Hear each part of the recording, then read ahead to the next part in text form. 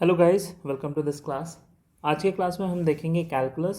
और कैलकुलस में हमारा जो पार्ट होगा वो होगा इंटीग्रल्स। इंटीग्रल्स स्टार्ट करने से पहले ये मैं बता दूं कि ऑलरेडी कैलकुलस हमारे पार्ट 1 यानी टर्म 1 में आ चुका था, जो कि डिफरेंशिएशन यानी डेरिवेटिव के फॉर्म में था। पार्ट 2 जो हमारा है टर्म 2, जो कि अभी आपके आने वाला एग्ज़ाम है, आई थिंक वो मार्च एंड तक होने वाले हैं या फिर अप्रैल बिगिनिंग तक। तो ये इंटीग्रल जो आएंगे आपके सेकेंड टर्म में आएंगे। बट इसे पढ़ने से पहले बच्चों के माइंड में जो मैथ चल रहा है या जो भी कन्फ्यूज़न है वो ये है कि इंटीग्रेशन बहुत ही हार्ड है। वैसे तो कहा जाए कि कोई चीज़ हार्ड नहीं होता unless and until you do not do any hard work. Problem क्या होता है? प्रॉब्लम ये है कि अब तक आप लोगों को ये बताया गया था कि मैथ्स को रटना नहीं है, बल्कि मैथ्स को प्रैक्टिस करना है। जितना आप प्रैक्टिस करोगे मैथ्स उतना अच्छा होगा। इंटीग्रेशन में ऐसा नहीं है। इंटीग्रेशन में क्या है कि आपको बार बार हर क्वेश्चन को प्रैक्टिस करने के साथ साथ उसके सारे फार्मूलाज भी आपको याद होने चाहिए, क्योंकि हर एक क्वेश्चन कहीं ना कहीं किसी न किसी फार्मूला बेस्ड पे है। तो इसलिए इसी वजह से इंटीग्रेशन कई बच्चों को हार्ड लगता है। तो आपको करना क्या है, आपको सारा फार्मूलाज थोरोली होने चाहिए, ठीक है। अच्छे से आपको याद रहने चाहिए सारे इसके फार्मूलाज, सारे इसके आइडेंटिटीज़, ताकि आप कोई भी क्वेश्चंस करें आपको तुरंत वो क्लिक करे, आप उस फार्मूला के साथ लिंक करके आपके गिवन क्वेश्चन को सॉल्व कर पाए। तो डोंट वरी बच्चों, हम ये धीरे धीरे मैंने ये सीरीज़ चालू किया हुआ है इंटीग्रेशन पे। तो आज का जो हमारा वीडियो होगा वो टोटली इंटीग्रेशन फार्मूला पे बेस्ड होगा। तो आज का हमारा पूरा वीडियो डेडिकेटली जो होगा वो फार्मूला पे ही होगा। इसके बाद जो हम अगले वीडियोस पे आएंगे वो होंगे इन्हीं फार्मूला पे बेस्ड कुछ क्वेश्चंस, जो जिससे आपको क्या होगा कि क्वेश्चन के साथ साथ आपको कनेक्टिविटी मिलेगी कि किस क्वेश्चन पे किस फार्मूला को अप्लाई करना है, और आपका फार्मूला का प्रैक्टिस और अच्छे से हो जाएगा। नेक्स्ट जब हम आएंगे तो हम ये सीखेंगे अगले वीडियोस पे कि कैसे इंटीग्रेशन के और भी डिफरेंट मेथड्स हैं, जैसे integration by substitution, integration by partial fraction, integration by parts. इसके अलावा हम कुछ हमारे सिलेबस में दिए गए स्पेशल फॉर्म ऑफ क्वेश्चंस देखेंगे, जो जिनको किस तरीके से इंटीग्रेशन की मदद से सॉल्व किया जाएगा। कुछ स्पेशल फॉर्म होंगे। साथ ही साथ हम ये जो अभी हम स्टार्ट कर रहे हैं वो इनडेफिनाइट इंटीग्रल है।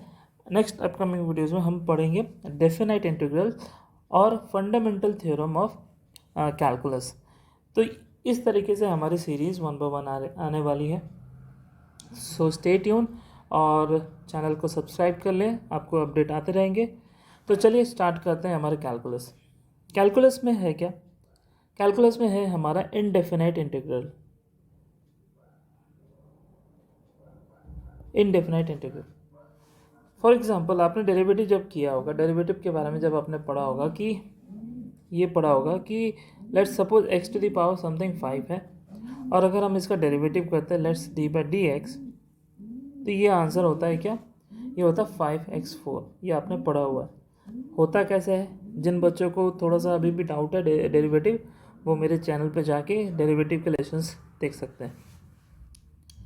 होता कैसे है? हम पावर को क्या करते हैं, पावर को आगे मल्टीप्लाई करते हैं और पावर में एक सब्ट्रैक्ट करते हैं। ये जनरल सा रूल है। तो यानी d by d x of x to the power n is given by n times x to the power n minus 1। Understood? ये सारी चीज़ें। उसी तरह से अगर डेरिवेटिव ऑफ आप मान लीजिए 5x y अगर करते हैं, तब इसका आंसर क्या होगा? तो यहाँ पे जिन बच्चों का डेरिवेटिव क्लियर नहीं है, थोड़ा सा मैं बेसिक उनको बता दूँ कि डेरिवेटिव यहाँ पे आप देखिए किसके रिस्पेक्ट में, यहाँ पे कह रहा है कि डेरिवेटिव यहाँ पे x के रिस्पेक्ट में।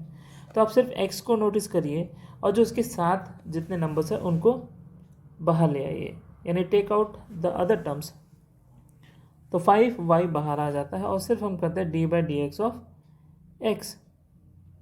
और जैसे कि अभी मैंने बताया कि डेरिवेटिव किसी का कैसे किया जाता है, पावर आगे मल्टीप्लाइड हो जाता है, पावर में एक कम हो जाता है, यानी 5y इंटू यहाँ x का पावर 1 है तो that means 1 will come in front of x, and x का पावर 1 माइनस 1 हो जाएगा। और इस तरीके से 1 minus 1 is 0, anything to the power 0 is 1, that means ये आ जाएगा आंसर हमारा 5y। अंडरस्टूड। एक और एग्जांपल लूँ अगर, जैसे d/dx ऑफ, अगर मैंने कहा y², तो ये आंसर 0 हो जाएगा। क्यों? क्योंकि यहाँ पे x टर्म है नहीं। यहाँ अगर x टर्म कोई नहीं है तो बाकी सारे चीज़ इसके लिए 0 हो जाते हैं। तो जिस टर्म में x नहीं होगा वो वैल्यू 0। बट आपने ये भी पढ़ा होगा कि एक इम्प्लिसिट फंक्शन भी होता है, इम्प्लिसिट फंक्शन भी होता है जिसमें यही सेम चीज़ d/dx ऑफ अगर y² है तो अब ये हो जाता है 2y dy/dx। ये सारा अपने प्रीवियस क्लासेस में पढ़े होंगे, ठीक है। तो इनको अच्छे से समझने के लिए और एक बार आप वीडियोस को देख लीजिए ताकि आपको डेरिवेटिव कॉन्सेप्ट भी क्लियर हो जाए। फिलहाल जिन बच्चों का नहीं भी है, डोंट वरी, आपको ज़्यादा परेशानी नहीं होगी इंटीग्रेशन में पढ़ने के लिए इतने। तो आगे आते हैं कि हमारे जो आज का सेशन है जो कि टोटली फार्मूला पे बेस्ड है, बहुत सारे फार्मूला हैं हमारे इंटीग्रेशन को लेके, उस पे हम स्टडी करेंगे, ठीक है। चलिए स्टार्ट करते हैं। तो स्टार्ट करते हैं हमारा इंटीग्रेशन फार्मूला। इंटीग्रेशन फार्मूला कुछ नहीं है, ये जस्ट इन्वर्स है, सॉरी, ये जस्ट इन्वर्स है आपका डेरिवेटिव का, इन्वर्स ऑफ डेरिवेटिव। अब इसका क्या मतलब हुआ? मान लीजिए मैंने क्या किया, मैंने डेरिवेटिव किया d/dx ऑफ 3x³ राइट। यहाँ पे derivative with respect to x है, तो मुझे सिर्फ x पे नज़र रखना है और बाकी जो टर्म होंगे वो बाहर आ जाएंगे, यानी d/dx ऑफ ये होगा x³। अब यहाँ पावर क्या दिख रहा है x का? x का पावर 3 है, दैट मीन्स ये 3 आगे आ जाएगा मल्टीप्लाइड फॉर्म में और x का पावर एक डिडक्ट हो जाएगा, ठीक है। इससे क्या होगा? 3x², that means 9x²। तो derivative of 3x³ comes 9x²। Understood. अब यही डेरिवेटिव को अगर मैंने क्या किया, इन्वर्स किया किसका?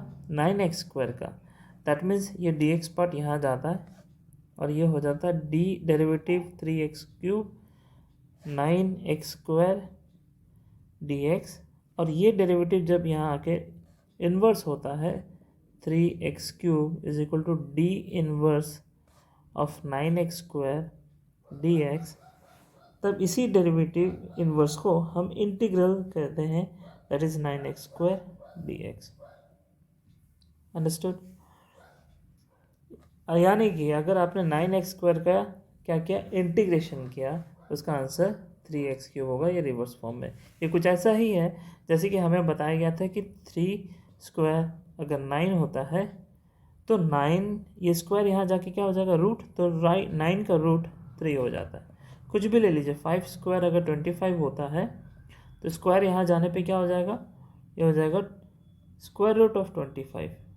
अंडरस्टूड। तो 5 का स्क्वायर 25, तो रूट ओवर ऑफ 25 इज 5। तो इस तरीके का रिलेशन है। तो derivative of any function f of x, अगर कोई फंक्शन g ऑफ x आ रहा है इसका आंसर, तो ये डेरिवेटिव यहाँ जाके कहलाएगा क्या? Integration of g of x, integration of g of x with respect to x is nothing but f of x। ये है इंटीग्रेशन का सिंपल सा कॉन्सेप्ट। आई होप आप सबको ये समझ में आ गया होगा। तो चलिए हम एक एक करके सारे फॉर्मूलाज को समझते हैं और इसको समझने के लिए हम डेरिवेटिव और इंटीग्रेशन दोनों का सहारा लेंगे। तो स्टार्ट करते हैं। तो पहला हमारा फॉर्मूला है कि डेरिवेटिव अगर मैंने किया, let's say derivative of x to the power n+1 upon n+1, जिसका डेरिवेटिव अगर मैं करूं तो वो हो जाएगा x to the power n। यहाँ तक क्लियर है? अभी भी समझ नहीं आया तो एक एग्जांपल ले लेते हैं। लेट्स से डेरिवेटिव ऑफ अगर मैंने लिखा x टू द पावर 4/4, अगर ये फॉर्मेट है तो मैं क्या इसे करूँगा, इसको इस फॉर्म में लाऊंगा और मैं लिखूँगा x⁻³ + 1/3 + 1। अंडरस्टूड। क्या हमें n का वैल्यू मिल गया? यस, n का वैल्यू हमें मिला 3। दैट मीन्स इसका डेरिवेटिव क्या होगा? 3। अगर ये अभी भी समझ में नहीं आया तो एक और तरीका मैं बता रहा हूँ। d/dx of x⁴/4। हमें डेरिवेटिव किसके रेस्पेक्ट में करना है? x के रेस्पेक्ट में। तो सिर्फ x को देखिए, x का पार्ट क्या है? x⁴। जो रह गया उसे बाहर निकालिए। क्या रह गया? 1/4 बाहर आ जाएगा। सिर्फ और सिर्फ डेरिवेटिव होगा x⁴ का। डेरिवेटिव में मैंने क्या कहा था कि पावर जो है वो आगे आ जाता है मल्टीप्लाइड फॉर्म में, और उसी पावर पे एक डिडक्ट हो जाता है, एक कम हो जाता है। दैट मीन्स अब ये क्या हो गया? 4/4 x⁴, दैट मीन्स x³। ये हमारा आंसर आया जो कि इसी फॉर्म में था। क्लियर है? तो डेरिवेटिव ऑफ, एक और एक सवाल पूछो, डेरिवेटिव ऑफ x⁻6/6, तब इसका आंसर आप क्या कहेंगे? यस, इसका आंसर होगा x⁵। Again d/dx of x⁻10/10 अगर है तो इसका आंसर क्या कहोगे आप? इसका आंसर होगा x⁹। अंडरस्टूड। अगर डेरिवेटिव ऑफ, लेट्स से थोड़ा सा ट्रिकी क्वेश्चन देता हूँ, 2 मिनट इसे क्लीन कर लेते हैं, स्पेस ज़्यादा है नहीं हमारे पास। डेरिवेटिव ऑफ, अगर मैंने कहा x⁻12/14, तब क्या करोगे? बताओ इसका आंसर।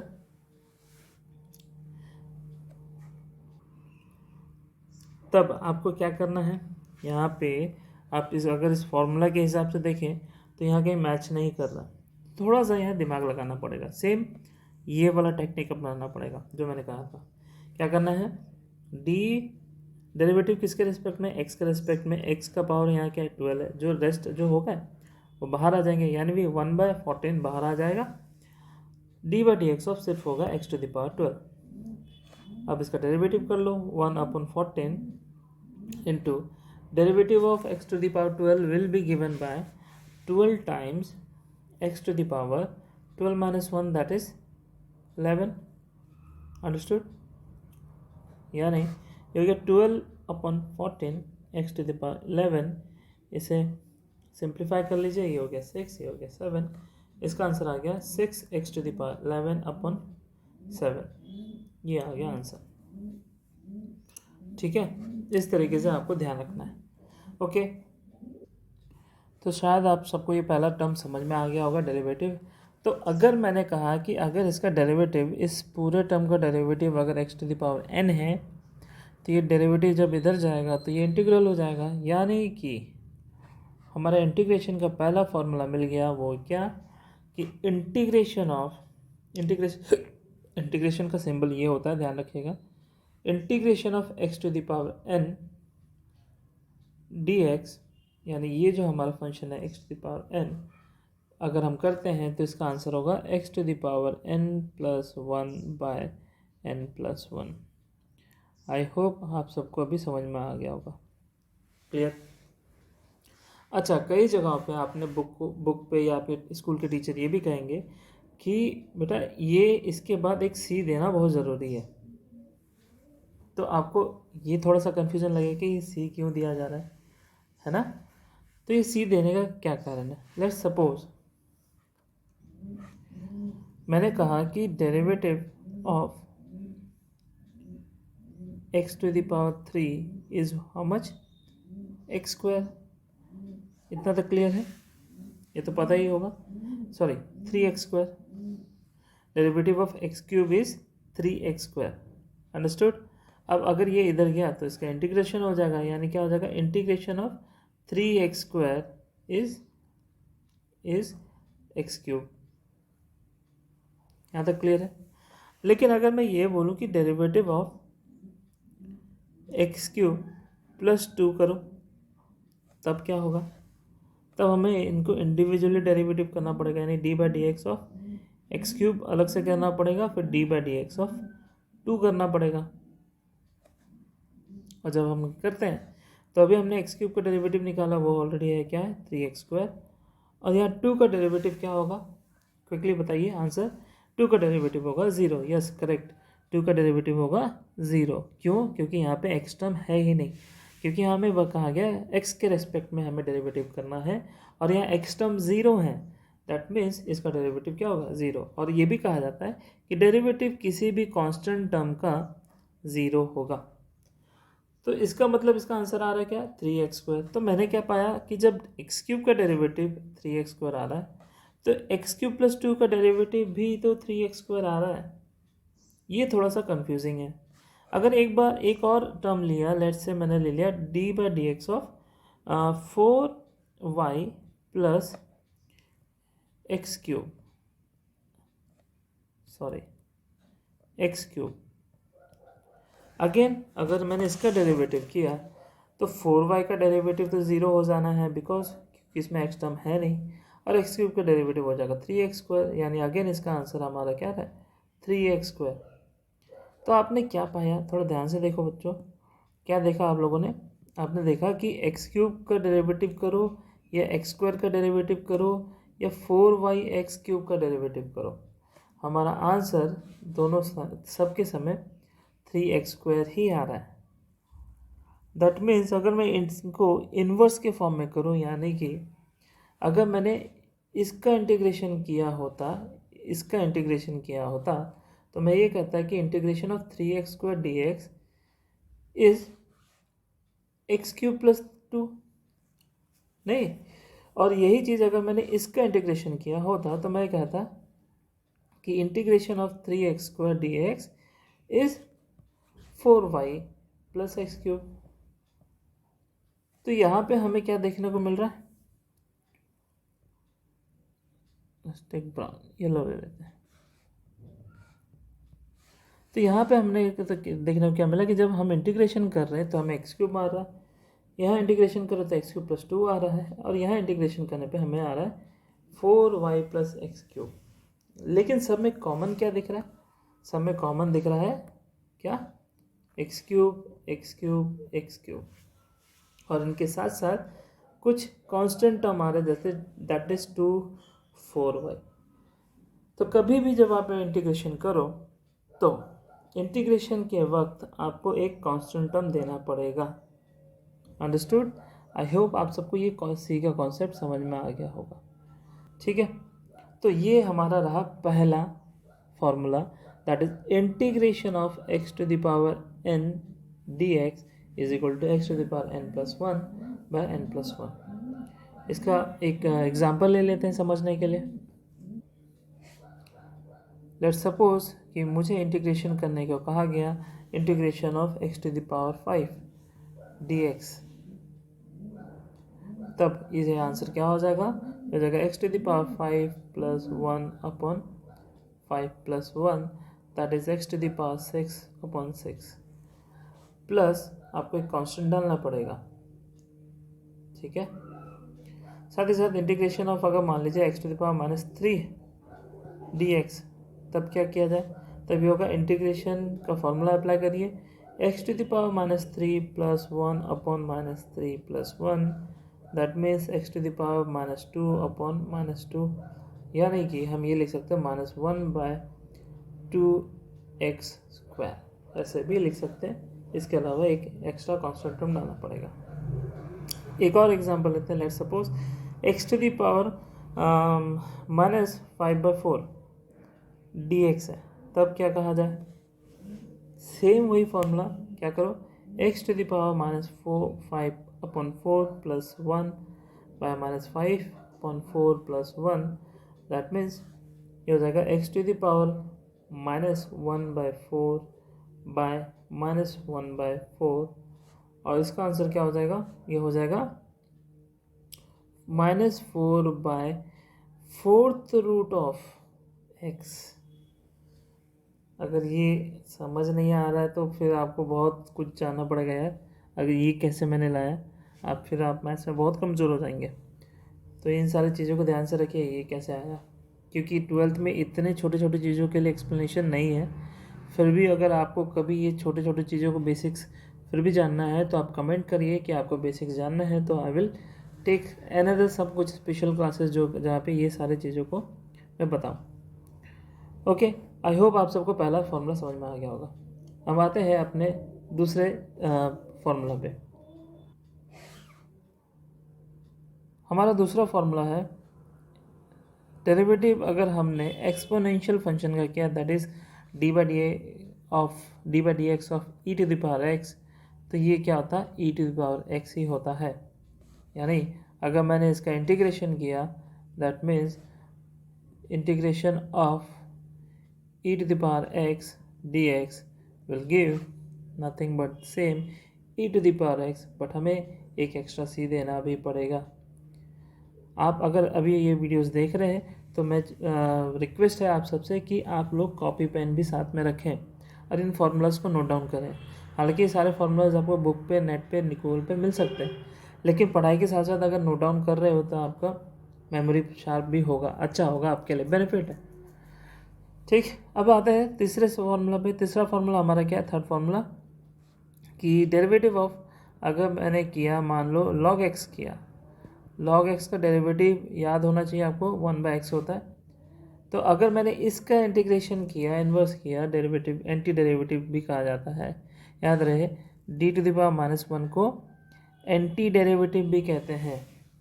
ठीक है, हाँ, तो तीसरा फार्मूला, अगर मैंने कहा कि डेरिवेटिव ऑफ log x अगर 1/x होता है, तो integration of 1/x dx will give us log x plus c, तो ज़रूरी है, कांस्टेंट देना ज़रूरी है।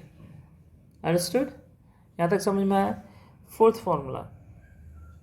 Formula d by d x of a to the power x अपन log a, इसका डेरिवेटिव अगर हम करते हैं तो इसका डेरिवेटिव आता है a to the power x. Again अगर मैंने इसका एंटी डेरिवेटिव यानी इंटीग्रेशन किया तो this will give us integration of a to the power x d x will give a to the power x log a plus constant, जो कि ज़रूरी है। आई होप आप सबको ये समझ में आ रहा है। ये फार्मूला आपको याद करना है, मगअप करना है। ये कोई फार्मूला आपको एग्ज़ाम में प्रूफ करने के लिए नहीं आएगा, आपको ये सारे इंटीग्रेशन के फार्मूलाज याद रखने हैं। तो ऑलरेडी मेरा टारगेट टाइम ऑलमोस्ट पार हो चुका है, तो I will stop here, I will make another video, continued video इसके साथ रहेगा। ठीक है, क्योंकि मेरे थोड़ा रिकॉर्डिंग में थोड़ा रेस्ट्रिक्शंस हैं, इसलिए मुझे शॉर्ट वीडियोज़ बनाने पड़ रहे हैं। तो see you in the next videos.